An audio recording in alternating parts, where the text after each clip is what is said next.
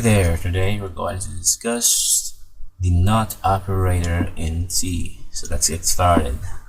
Let me maximize this, and I have created this file ahead of time, ex27th underscore NOT operator.c.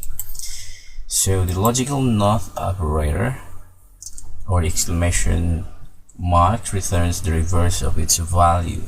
Not true returns false, and not false returns true.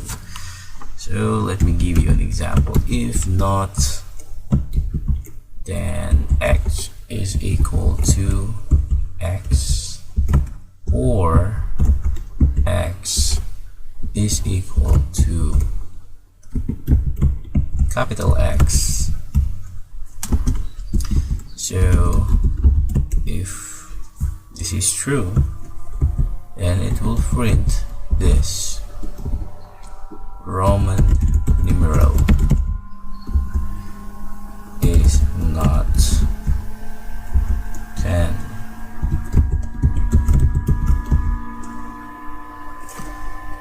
So again, it will going to test the expression. Either one of these expressions should be true, since we're using the OR. If this is true, then this entire expression is already true. But since we have the NOT operator in here, so the true reverses its meaning and returns false.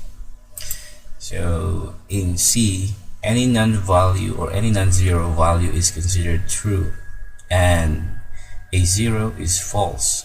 The logical NOT operator therefore converts a true value to 0 and a false value to 1. So just a quick reminder for the NOT operator, for the logical NOT operator.